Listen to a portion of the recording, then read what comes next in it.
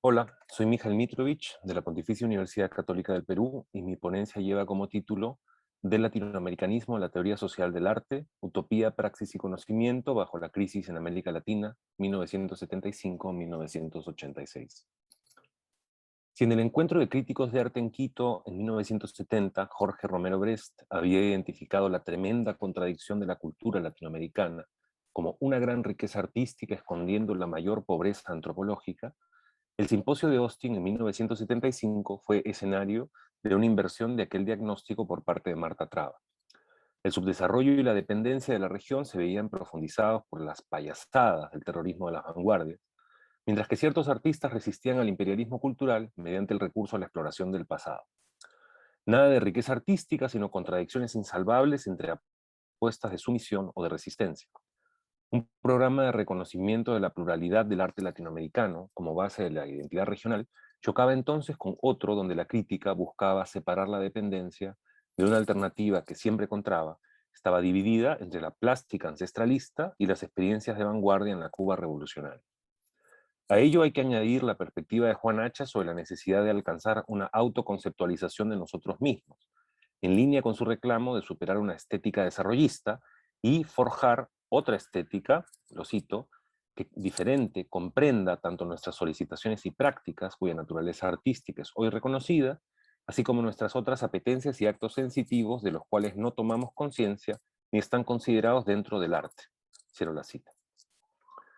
Lo anterior de algún modo configura el núcleo del debate en la crítica latinoamericana de los años 60, un conjunto de formulaciones que compartían el reconocimiento del problema, la dependencia cultural, pero que apuntaban hacia destinos distintos y planteaban alternativas contrapuestas, siempre en base a sus diagnósticos de las artes visuales latinoamericanas como un todo integrado. Dicha integración fue progresiva desde los años 20, donde apareció la idea de un arte americano, hasta la formulación de un arte latinoamericano entre los 60 y 70, con la Unión Panamericana en medio. Gabriela Piñero ha identificado este tránsito con el auge del desarrollismo y su crítica por parte de la teoría de la dependencia y el declive de la bandera latinoamericanista que portaban los críticos en Quito y Austin, más allá de sus diferencias, habría llegado, siempre con la autora, con la aparición de la nueva crítica, Gerardo Mosquera, Mari Carmen Ramírez, Nelly Richard, Luis Kamnitzer, ya durante los 80. En este ensayo quisiera introducir el proyecto de una teoría social del arte como una cuña entre ambos momentos, entre un latinoamericanismo de la dependencia y un latinoamericanismo de la diferencia que vino en su reemplazo, que a su vez indican el paso de una utopía de integración regional a un discurso antiutópico, en palabras de Gerardo Mosquera. Me interesa mostrar cómo el declive de las premisas vigentes en la crítica de los 60 no condujo inmediatamente al posmodernismo, sino a un planteamiento que tuvo en el marxismo su principal base conceptual. Porque en la teoría social del arte formulada por la historiadora mexicana Rita Eder y el crítico peruano Mirko Lauer durante la primera mitad de los 80, encontramos un efectivo desplazamiento desde el problema de la identidad en la región, que dominó la reflexión crítica durante buena parte del tránsito del modernismo al posmodernismo, hacia la búsqueda de un método capaz de reenfocar el estudio de la plástica. ¿Cuál era el terreno donde todos estos desplazamientos tuvieron lugar? En términos globales, hablamos de la Guerra Fría y de la peculiar batalla cultural que ella supuso en América Latina, sobre todo después del triunfo castrista. Esa fue la atmósfera donde el circuito intelectual que venía tejiéndose desde los años 20 tuvo que incorporar el impulso revolucionario de un modo u otro. La obra de Traba y Hacha en los 60 y 70 da cuenta de aquel momento y de las tensiones que suscitó. Los encuentros entre fines de los 60 y buena parte de los 70, Quito, Austin, Ciudad de México, Caracas, etcétera, fueron escenario de la asunción, según Fabiana Servidio, de un proyecto utópico, la cito, encontrar una identidad cultural definida para América Latina. Y agrega, con distintos matices, un nuevo discurso latinoamericanista, modelo utópico de juicio crítico, fue extendiéndose en América Latina y se constituyó como una alternativa teórica de fuerte competencia con el paradigma modernista. Ahí hicieron la cita. Entonces ese proyecto utópico, no necesariamente alineado con la praxis revolucionaria, vale decir, adquirió consistencia en esta red de crítica latinoamérica. En esos mismos encuentros aparecieron nuevas figuras de la crítica para plantear exigencias a ese modelo utópico de juicio crítico. En Austin, ante el rechazo de Traba de las neovanguardias y su afirmación de la estética de la resistencia, Rita Eder sostuvo, Y si ya estamos hablando de resistencia, creo que es importante en este caso citar el ejemplo cubano. Nos guste o no, son los primeros en América Latina que tratan de conciliar o integrar al artista para la realización de un arte revolucionario. En este caso, las premisas para la realización de este proyecto no consisten en dictar o enfatizar cómo deben ser las formas, sino en plantear un nuevo concepto de la estética, no solo con énfasis en el objeto en sí, sino en el hecho de proponer como una interacción vital entre arte, artista y pueblo. Cierro la cita. Nótese que la experiencia cubana aquí es recogida para proponer un nuevo concepto de la estética capaz de inscribirse de otro modo en la dinámica social. Esto resonaba con las experiencias suscitadas por el crítico Frederico Moraes bajo la dictadura en Brasil y con su afirmación del tercer mundo como categoría más precisa para dar cuenta del lugar de América Latina en el capitalismo global. El planteo de Eder parece alejarse del tono utópico para reclamar un análisis serio de los vínculos entre arte y política, que conduce además a una discusión teórica mayor. La mirada de Eder, aunque distinta, empataba bien con la exigencia de Hacha de esa estética diferente, ya no desarrollista, que buscaría formalizar él en su proyecto Arte y Sociedad Latinoamérica, que empezó a publicarse a fines de los 70. Justamente en 1977, Eder publica un ensayo clave en la revista Artes Visuales, donde propone que eran tres las posiciones dominantes en la crítica latinoamericana. La de Traba, ¿no? Esta oposición entre la estética del deterioro y la estética de la resistencia, que buscaba renovar el mito de la identidad regional a través del arte. Luego, la búsqueda de Moraes por fundir crítica y praxis artística en nuevas experiencias de vanguardia, algo afín al ideal de síntesis entre teoría y praxis que propugnaba Hacha. Finalmente, la postura más bien dialéctica de Ferreira Gullar, quien entendía que el vanguardismo, a pesar del entusiasmo, podría llevar a muy poco si no arraigaba en la experiencia concreta de las sociedades latinoamericanas. ¿Acaso la simpatía de Eder por esta tercera posición, abierta también a pensar la cultura de masas, ¿no? Frente a su rechazo por parte de Traba y Hacha, nos informe de cuáles eran sus perspectivas sobre la crítica cuando al poco tiempo entró en diálogo con el crítico peruano Mirko Lauer? Lauer había publicado en Lima su Introducción a la pintura peruana del siglo XX, una lectura marxista de la historia del arte, donde rastrea a través de la pintura el universo ideológico de las clases dominantes, a la vez que explora el desarrollo de lo que llama mercado plástico, es decir, lo cito, toda la compleja secuencia de mecanismos que median entre la producción y el consumo y a los que concurren no solo el productor y el comprador, sino también los medios de comunicación, los críticos, la publicidad. Cierro la cita. Una idea muy similar a la que Néstor García Canclini ofrecería bajo el rótulo de campo artístico en su libro La producción simbólica. Eder, por su parte, exploraba la composición social del público de arte en México, como lo muestra su estudio pionero sobre la exposición Hammer. Finalmente, Hacha desde el 73 venía insistiendo en introducir lo que llamaba el criterio sociológico a fin de comprender la producción, distribución y consumo del hecho artístico. Todo ello, pues, se alineaba en una renovación de los modos de conocimiento del arte en América Latina, donde la cuestión identitaria pesaba cada vez menos entre estos nuevos críticos. En ese ambiente de fines de la década, Eder y Lauer proponen al Instituto de Investigaciones Estéticas de la UNAM un proyecto sobre lo que llamaron teoría social del arte, lo cito, nombre genérico para todas aquellas tendencias metodológicas que dan un lugar privilegiado a los aspectos sociohistóricos de la creación plástica. Esto ya es en el libro que publicaron en el año 86. El proyecto empezó con la búsqueda de una extensa bibliografía mediante computadoras del Centro de Información Científica y Humanística de la UNAM, que obtuvo más de 1000 textos que luego fueron escogidos y comentados por un grupo de investigadores que convergía la historia del arte, las ciencias sociales, la filosofía y la crítica de arte. Estos eran Juan Hacha, Shifra Goldman, María Herrera, Roberto Mino Quesada, Néstor García Canclín, Nikos Hadji Nicolau, Fernando Martín, Victoria Novello, Ida Rodríguez Prampolini, además de Eder Lauer. Para el 83 estaba prácticamente listo el libro Teoría Social del Arte, Bibliografía Comentada, que sale en el 86, que recoge 242 reseñas de textos diversos, además de un conjunto de categorías para recorrer temáticamente las reseñas, ¿no? Las reseñas eran dispersas, naturalmente, pero esto es contrarrestado de algún modo por el estudio preliminar que ofrecen Eder y Lauer, donde encontramos un marco general que, a pesar de no haber sido necesariamente suscrito por todo el equipo, muestra la emergencia de un proyecto teórico claramente distinto al latinoamericanismo de la crítica previa.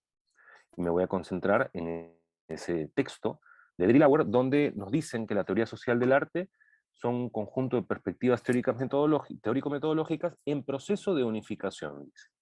Entonces, ¿cuáles eran estas perspectivas y hacia dónde apuntaba esa unificación? Hay dos respuestas para ello. Por un lado, podríamos decir que Eder y Lauer querían unificar la historia social del arte de cuño marxista, la sociología del arte en sus variadas tendencias y los aportes de la crítica latinoamericana.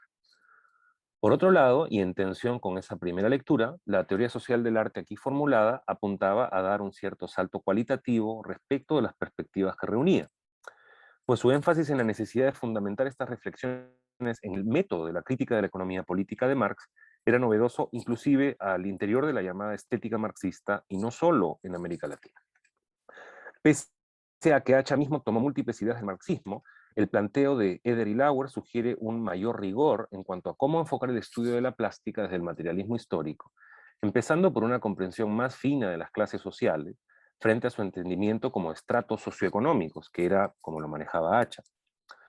En ese sentido, me parece que la teoría social del arte se ubica entre unificar estas perspectivas y más bien plantear un proyecto futuro, ¿no? Formulado, más no desarrollado.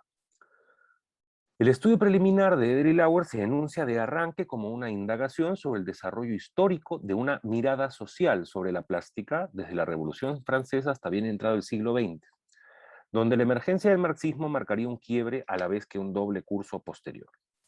De un lado, permite estudiar materialistamente la plástica como un aspecto de la vida social, y del otro, desarrollar una política cultural donde el arte participe en la construcción del socialismo. Reconocen también que la reflexión estética en el marxismo ha estado reducida a operar una contextualización social del discurso estético idealista, ¿no? Por ejemplo, la idea de que el gusto en verdad corresponde a cada clase social, ¿no? Cada clase social tendrá su propio gusto, y esto fue luego convertido en una política estatal para el establecimiento de una línea correcta, ¿no? Arte proletario frente a arte burgués, por ejemplo.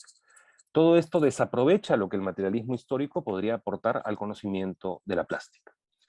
En paralelo, entrado el siglo XX, la historia del arte encontraba mayores dificultades para reproducirse como un discurso surgido de las metrópolis, con lo que la especificidad histórica tanto de las prácticas artísticas como de la propia categoría de lo artístico horadaba la falsa universalidad de la estética y la historiografía. La crítica de arte, por su parte, había quedado confinada a lo particular, nos dice. Notemos que el objeto a reconstruir en este texto no tiene nada que ver ya con la identidad latinoamericana ni con la dependencia cultural, pues la teoría social del arte se presenta como un marco desde el cual en todo caso se encontrarán mejores instrumentos para abordar lo que había sido el centro de las reflexiones de la crítica latinoamericanista previa. Así se trataba de proponer nuevas categorías para el estudio de la plástica, como la dialéctica entre soporte material y representación, formulada por Lauer en su libro Crítica de la Artesanía, pues hacía falta, cito a Eder y Lauer, reabrir el objeto plástico y contemplar los complejos mecanismos de su estructura interna y sus relaciones con la sociedad. Cierro la cita. Se trataba de un objeto epistemológicamente cerrado. La estética e historia del arte tradicional lo ve solamente como imagen o representación. La sociología lo ve solamente como producto alrededor del cual hay relaciones sociales. Ante ambas unilateralidades, la teoría social del arte buscaba una comprensión del objeto plástico en sus dos facetas como soporte material y representación, y a su vez quería estudiarlo como parte de la totalidad social donde operaba. Para ello, pues, había que recoger los aportes de las perspectivas antes señaladas, pero también plantear un horizonte distinto. Si la estética marxista o no y la historia del arte han trabajado con la noción de lo artístico como algo dado, había que asumir la sugerencia de Mario Perniola de tomar al arte como una categoría histórica, surgida entre el Renacimiento y el siglo XIX en Europa, luego exportada mediante colonias e imperios, que a su vez invitaba a comprender que otras categorías, como artesanías y diseños, sobre las que Hacha también venía reflexionando, eran ellas mismas categorías históricas. Y en este punto podemos reintroducir la preocupación por el recorrido histórico del arte en América Latina, aunque ya no en términos latinoamericanistas. Dicen, el concepto mismo de arte no se define originalmente entre nosotros, en América Latina, por diferenciación con las actividades científicas, sino por diferenciación respecto de la plástica de los sectores y de las culturas dominados en las sociedades. Un hecho importante en esta particular constitución de lo artístico es que no se da sobre la desaparición de lo preartístico artesanal en la historia, como sucede en Europa, sino con base en una diferenciación, articulación con lo artesanal, siempre dentro de los marcos de la dimensión del conflicto existente en sociedades pluriculturales y pluriclasistas. Así, los conflictos culturales y las luchas de clase van a ser los marcos ineludibles para examinar las relaciones que las categorías de lo artístico y lo artesanal, articuladas a la vez que diferenciadas, han sostenido en la región. Desde ahí sería posible reconstruir la constitución histórica de estas categorías y de las fronteras que configuraron para ordenar la producción cultural desde la colonia hasta el presente. Es claro que no estamos ya en el universo del problema de la identidad, sino en una comprensión de América Latina como un escenario más de la lucha de clases en el tercer mundo, pero no cualquiera, porque se trata del territorio a partir del cual Europa se vio a sí misma, ¿no? Según sugiere Aníbal Quijano. Del latinoamericanismo aquí queda muy poco, de la dependencia también, y también queda poco del vanguardismo o de su repudio intransigente, todo esto vivido como drama entre la crítica de los 60 y 70. No voy a ahondar en esto, pero el tercermundismo como marco ideológico, el auge de los movimientos populares y la resistencia a las dictaduras en la región, tal vez ayuden a explicar mejor estos desplazamientos. Para concluir, conviene situar la propuesta de la teoría social del arte en medio del tránsito hacia el posmodernismo durante los años 80. Dicen Eder y Lauer: en la crisis de lo universal que se evidencia hoy, la teoría social del arte debe poder dar cuenta teóricamente de lo particular histórico, es decir, explicar la diversidad de la plástica no a partir de una simple constatación de la diferencia, sino en virtud de una articulación sociohistórica de las partes. Hoy carecemos de esta teoría de la articulación y es a partir de ella que el proceso plástico podrá ser reconstruido en el conocimiento como uno de los aspectos de la constitución general de lo social. Ahí cierro la cita. Lejos de tomar la teoría social del arte como una manifestación más de esa crisis, se plantea como una teoría que tiene el reto de dar cuenta del objeto plástico, concreto y específico, pero también de ubicarlo en los carriles históricos en los que emerge. Apuntaba entonces hacia una teoría de articulación de los objetos, de los procesos de los que estos surgen, y de dichos procesos en la historia de nuestras sociedades. La crisis del universal, es decir, el posmodernismo como ideología, aún no calaba entre varios de quienes dieron consistencia a este proyecto, pero todo eso cambiará entrados los años 90. Dije antes que todo lo anterior, sin embargo, se dio entre un latinoamericanismo de la dependencia y un latinoamericanismo de la diferencia. Si bien la teoría social del arte no se formuló como una transición entre uno y otro, lo cierto es que para el 96, cuando Gerardo Mosquera edita Beyond the Fantastic, lo antes examinado es visto como producto de una época de delirios tercermundistas, de afebradas utopías que a mediados de los 90 habían sido reemplazadas por antiutopías, alejadas ya de la pretensión de totalidad modernista, del sueño de la modernización y del fundamentalismo nacionalista, dice Mosquera. En la crítica de arte, como también en los estudios culturales latinoamericanos y en la nueva historia de los 90, se entabló una dura batalla contra el dependentismo de las décadas previas. Sin embargo, esa mirada retroactiva, ya afincada en un nuevo latinoamericanismo de la diferencia, ¿no?, parece haber impedido el reconocimiento del proyecto de la teoría social del arte y de su consistencia teórico-metodológica más allá de la coyuntura. Pues no se trata de una teoría ad hoc para legitimar vanguardia alguna, ni se trata de una teoría necesariamente comprometida con tal o cual línea política marxista, lo que bien podría haberle dado autonomía ante los cambios globales tras el fin de la Guerra Fría.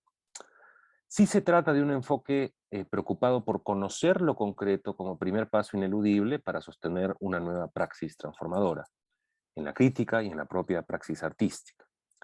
En ese sentido, su recuperación invita a repensar cómo hemos periodizado la crítica latinoamericana entre los 60 y 90, ¿no?, en el tránsito del modernismo al posmodernismo y el arte contemporáneo como discurso global hoy dominante. Y también invita a reconsiderar lo que ofrece el materialismo histórico para el análisis eh, histórico y actual de la producción cultural. Muchas gracias.